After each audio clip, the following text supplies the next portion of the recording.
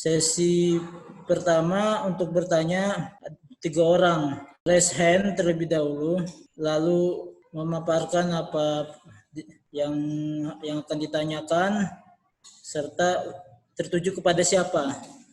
Oke, kepada Bapak Korwil Yudi Ahyudin dipersilakan bertanya kepada siapa. Baik, Assalamualaikum warahmatullahi wabarakatuh. Sebelumnya perkenalkan, nama saya Yudi Ahyudin, saya dari Koordinator Wilayah FL2MI Provinsi Banten, asal kampus dari kampus Universitas Nurul Anwar. Kita ketahui bersama bahwa sekarang akhir-akhir ini kita sedang menjalani proses yang dikatakan dengan new normal, bahwa itu adalah proses kehidupan baru dalam menghadapi krisis dalam bahaya virus pandemi COVID-19.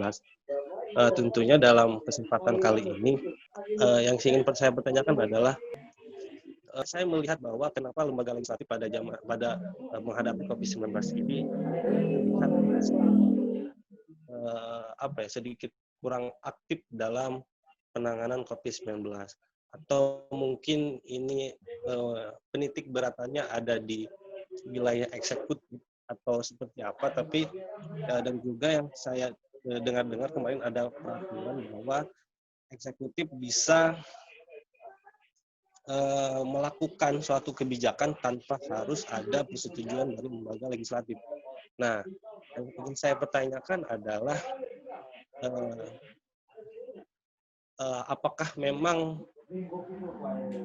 apabila tidak ada kontrol yang semestinya oleh lembaga legislatif kepada eksekutif pada penanganan COVID-19 ini, apakah tidak berpotensi dalam penyalahgunaan anggaran dari eksekutif itu sendiri. Nah, atau seperti apa gitu loh dalam prosesnya. Nah, itu mohon bisa dijelaskan oleh para sumber. Mungkin itu yang ingin saya tanyakan. Kurang lebihnya saya mohon maaf. Assalamualaikum warahmatullahi wabarakatuh. Jadi pertama, kekuatan kita itu sebetulnya adalah penyesuaian tata tertib persidangan. Jadi DPR menyesuaikan tata tertib persidangan selama masa COVID. Itu juga yang dilakukan oleh parlemen di berbagai negara, seperti di Swiss, di Prancis, di Belanda, di UK, untuk memberikan persetujuan terhadap kebijakan pemerintah. Perubahan tata tertib itu khususnya dari rapat-rapat pembahasan yang secara fisik berubah menjadi virtual, atau hanya diwakili maksimal perwakilan unsur praksi secara fisik.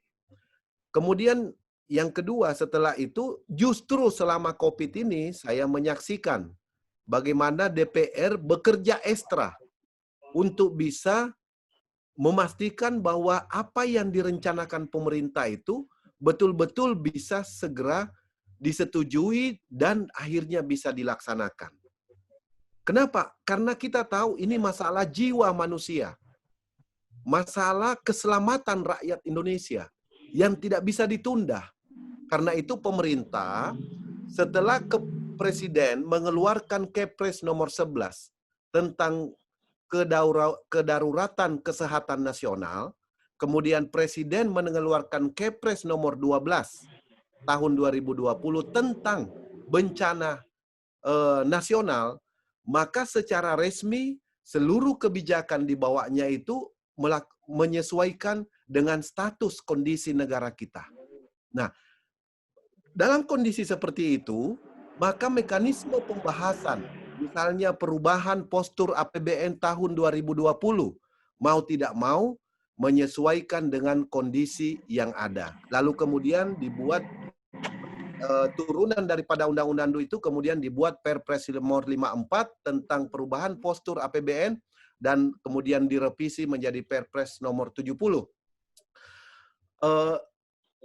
Ini semuanya menunjukkan bahwa begitu proaktifnya parlemen di dalam merespon setiap rencana kebijakan pemerintah yang diajukan ke DPR.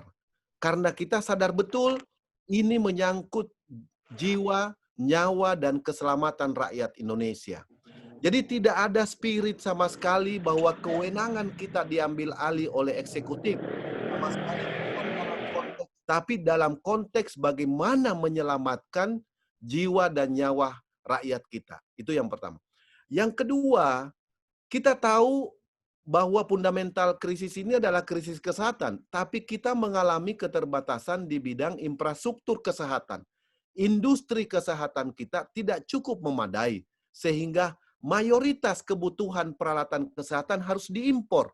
Dan ingat, kita mau mengimpor dari negara mana sangat terbatas, sementara 213 negara di dunia ini terkena COVID dan berlomba-lomba dengan segala pengaruhnya untuk mendapatkan alat-alat kesehatan.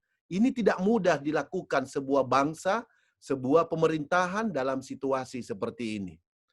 Karena itu, saudara sekalian yang saya hormati, ini adalah sejarah bangsa kita. Sejarah bagi pemerintah, sejarah bagi mahasiswa, dan sejarah bagi parlemen dalam menelurkan kebijakan. Nah, lalu kemudian pada tahapan berikutnya, setelah parlemen menyetujui realokasi, refocusing, dan perubahan postur APBN, maka mau tidak mau, di situ ada aspek kembali ke eksekutif menyangkut masalah penyerapan anggaran. Penyerapan anggaran itulah menjadi ranahnya eksekutif. Inilah yang kemudian kita ikut mendorong dan mengawasi supaya bisa segera tereksekusi. Saya kira itu, moderator. Terima kasih.